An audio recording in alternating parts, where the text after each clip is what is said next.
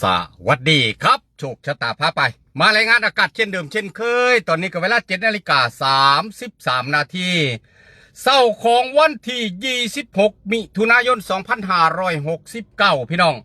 ไปเบิ่งลักษณะอากาศทั่วไปพยากรณ์อากาศ24ชั่วโมงข้างหน้าประเทศไทยมีฝนฟ้าคะนองและมีฝนตกหนักบางแห่งในภาคกลางรวมทั้งกรุงเทพมหานครและปริมณฑลภาคตะวันออกและภาคใต้ฝั่งตะวันตกเนื่องจากมรสุมตะวันตกเฉียงใต้กำลังปานกลางพัดปกคลุมทะเลอันดามันประเทศไทยและอ่าวไทยประกอบกับหย่อมความกดอากาศต่ำที่ปกคลุมบริเวณประเทศเวียดนามตอนบนขอให้ประชาชนบริ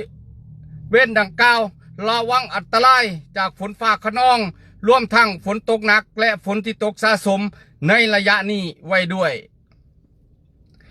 ก็แสดงว่าฝนไปนักภาคกลางพี่น้องแถวภาคกลางแล้วก็กรุงเทพปริมณฑลแล้วก็ภาคตะวันออกแล้วก็ภาคใต้ฝั่งตะวันตกเนาะฝั่งตะวันตกคือสายแน่แถวภูเก็ตพังงาไปยังสามพี่น้องก็ไปเบิ่งไล่ภาคกันเลยพี่น้องมื้อนี้มาทั่วประเทศเลยมื้อนี้เอาทั่วประเทศเลยเนาะภาคเหนือมีฝนฟ้าคะนอง30%ของพื้นที่ส่วนมากบริเวณจังหวัดแม่ฮ่องสอนเชียงใหม่น่านตากกำแพงเพชรพิษณุโลกและเพชรบูรณ์ภาคตะวันออกเฉียงเหนือมีฝนฟ้าคะนอง30%ของพื้นที่ส่วนมากบริเวณจังหวัดหนองคายบึงกาฬอุดรธานีสกลนครนครพนมนครราชสีมาและบุรีรัมย์ภาคกลางมีฝนฟ้าคะนอง60%ของพื้นที่และมีฝนตกหนักบางแห่งบริเวณจังหวัดสระบุรีพระนครศรีอยุธยาสุพรรณบุรีกาญจนบุรีราชบุรี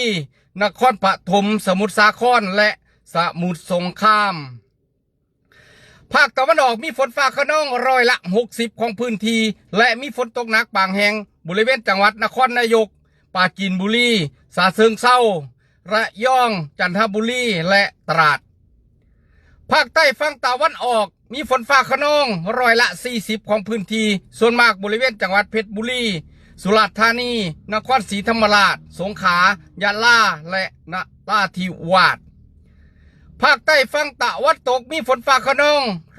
60%ของพื้นที่และมีฝนตกหนักบางแห่งบริเวณจังหวัดระนองพังงาและภูเก็ตกรุงเทพและปริมณฑลมีฝนฟ้าคะนอง60%ของพื้นที่และมีฝนตกหนักบางแห่งก็ระมัดระวังพี่น้องที่มีฝนตกไม่ว่าจะเป็นกรุงเทพมหานครหรือว่าภาคกลางภาคตะวันออกภาคใต้ฝั่งตะวันตกฝนหลายฝนหน่อยพี่น้องภาคเหนือภาคอีสาน30%ก็ผิดการคาดการณ์พี่น้องทั้งกลุ่มอุตุเพิ่นก็ว่าภาคอีสานเฮาจะมีฝน60-70%สุดท้ายมากก็เหลือ30พี่น้องนี่คือการคาดหมายคาดเคลื่อนก็รอเบิ่งพี่น้อง